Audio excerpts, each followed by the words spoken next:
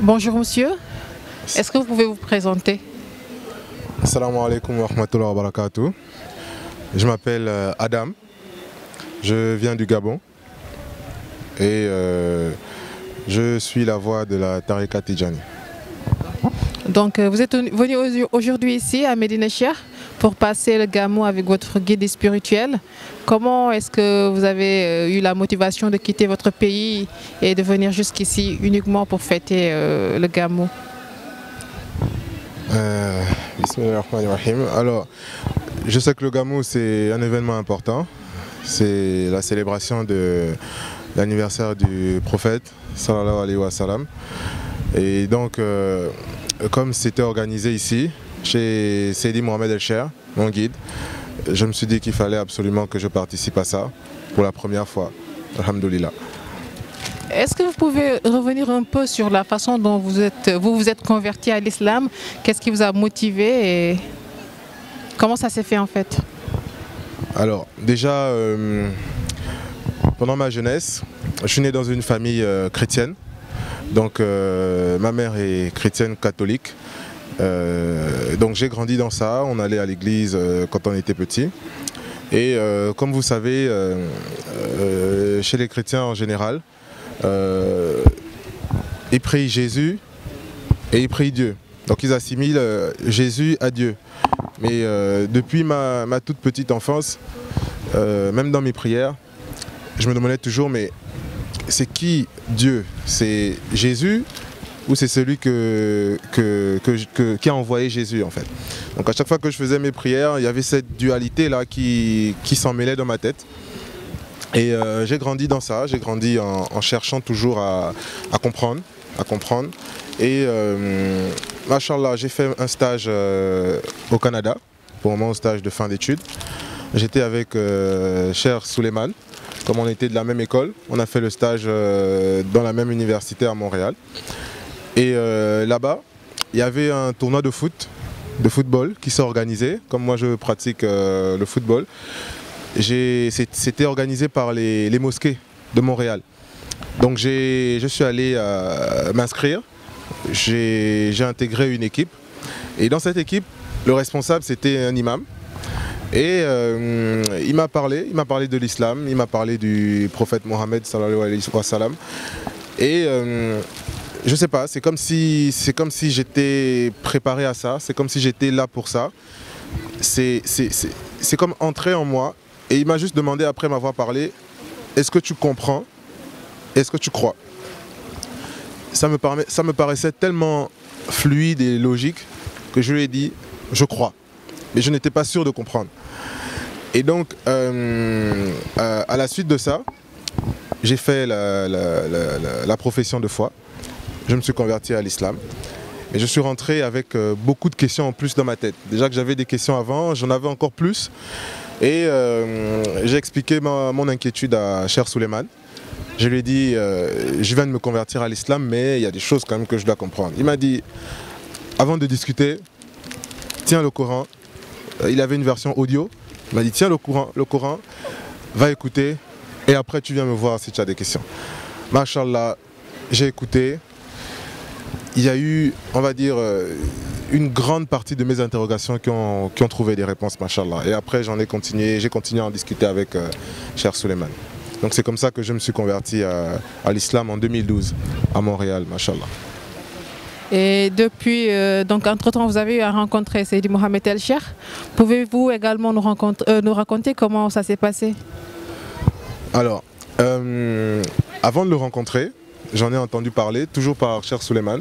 Donc après mon stage au Canada, je suis rentré au Gabon, des années sont passées. Et je suis reparti au Canada pour l'accouchement de ma femme. Et j'ai séjourné chez Cher Suleiman. Et c'est là-bas qu'il m'a parlé de Sangabi. Il m'a dit non, est-ce que tu sais que, il m'a parlé un peu des révélations que Sangabi faisait. Et comme la première fois à Montréal, quand je m'étais converti, ça me paraissait fluide, logique. Et il était autant surpris que moi, il me disait mais attends, la plupart des gens à qui on parle de ça sont choqués, ils repoussent. Mais toi, tu écoutes. J'ai dit bon, je vois pas de raison de nier ou de refuser. C'est vrai que je ne comprends pas encore tout, mais je lui ai expliqué que j'arrivais ça me paraissait pas illogique. Et donc de la même façon, j'ai cherché, je me suis renseigné, j'ai regardé les prêches, j'ai lu les articles qui étaient publiés sur Sangobi. Et comme c'était un voyage assez coûteux, quand je suis allé au Canada, je me suis fait la promesse que si j'ai les moyens de dépenser pour aller au Canada pour un accouchement, c'est que je suis prêt à faire le Hajj. Parce que c'est une obligation en islam pour ceux qui ont les moyens. Et donc j'ai programmé mon Hajj pour l'année suivante, Inch'Allah. Et dans la foulée, Suleiman, pendant que j'étais là-bas, il m'a appris, parce que Sangobi faisait déjà des révélations sur le fait qu'il irait faire le Hajj et qu'il récupérerait l'essence mystique de l'imam al-Mahdi et de Khadir. Donc je lui ai dit, écoute, ça tombe bien parce que l'année prochaine aussi, moi j'ai programmé d'aller faire le Hajj. Et alhamdoulilah, Allah a exaucé, Allah a facilité, ça s'est fait et j'ai rencontré Sangobi à la Mecque en 2019, mashallah. Et qu'est-ce que ça vous a fait de le rencontrer, sachant que, cher Suleiman, vous parlez souvent de lui, de ses révélations? Alors, honnêtement, vous voyez, j'avais pas forcément mesuré l'ampleur de ce que c'était. Pour moi, je devais rencontrer Sangobi, le guide, prendre le wird, parce que j'avais promis que si je le rencontrais, je devais prendre le wird.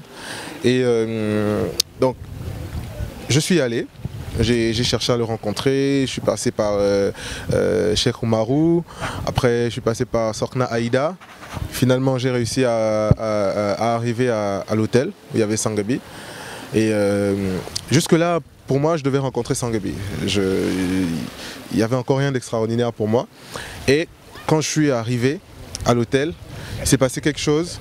Quand j'ai vu Seydi Mohamed El Cheikh pour la première fois, quand nos regards se sont croisés, il y a eu comme un instant de freeze time, comme si le temps s'était arrêté, mais l'espace de quelques secondes, avec comme une lueur dans ses yeux. Et là, je me suis dit, il y a quelque chose qui se passe.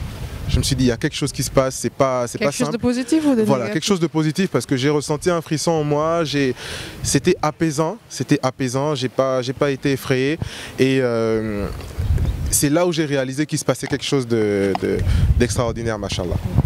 Mais que vous ne pouvez pas expliquer toujours? Que jusqu'à aujourd'hui, je ne peux pas expliquer. D'accord. Et donc aujourd'hui, vous êtes ici avec lui, vous avez passé quelques jours avec lui, vous l'avez côtoyé de près.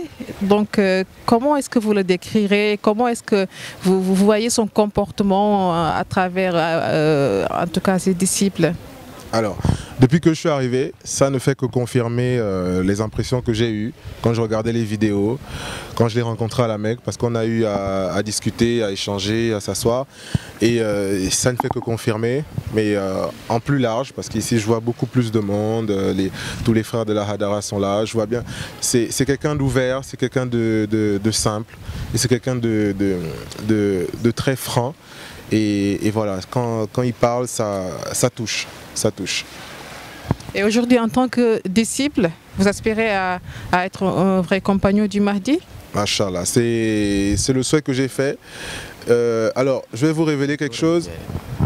Depuis mon enfance, j'ai fait un rêve sur le prophète Insa, que je n'ai jamais raconté à personne. Et je vais peut-être en parler à Seydi Mohamed El Cheikh, Inch'Allah. Et depuis mon enfance, j'ai toujours ressenti en moi, j'ai toujours cru en fait que j'allais vivre le retour de Insa. Depuis mon enfance, j'étais encore chrétien, quand je lisais la Bible, j'avais l'impression que c'était une histoire qui me parlait, que c'était contemporain à mon époque. Je ne sais pas pourquoi j'ai grandi avec cette idée. C'est avec l'âge, avec le temps que j'ai commencé à me dire peut-être que ce n'est pas le cas, peut-être que ce sera lointain, peut-être que ce n'est pas de mon époque, mais voilà. Et donc, quand je me suis converti à l'islam, je me suis beaucoup intéressé à Hari Rosalmal, la fin des temps. Et j'ai toujours fait le souhait d'être le compagnon de Insa à son retour, donc de l'imam Mahdi avant le retour de Insa. Ça a toujours été mon souhait et je continue de faire ce souhait-là dans mes prières. Donc c'est pour ça que je suis vraiment déterminé à faire partie des compagnons de l'imam al-Mahdi, Inch'Allah. Bonne chance pour ça. Donc votre dernier mot? Alors, Mon dernier mot s'adresse à tous ceux qui n'ont pas encore écouté le message de Sangabi, tous ceux qui ne connaissent pas encore Sangabi, parce que je sais que tous ceux qui l'ont écouté, tous ceux qui l'ont suivi, sont rassurés et sont déjà sur la bonne voie. Donc mon message s'adresse vraiment à tous les autres. Il faut vraiment écouter son cœur. Moi je pense que Sangobi il parle aux âmes, il parle au cœur et c'est ça qu'il faut écouter parce qu'on est dans un monde où le matérialisme a beaucoup conditionné les pensées des gens, le matérialisme a beaucoup conditionné la façon d'agir et je pense qu'il faut revenir aux sources, il faut revenir à son fort intérieur et écouter Sangobi et Inch'Allah, si Allah le veut, être guidé sur la bonne voie. Merci beaucoup. Masha'Allah.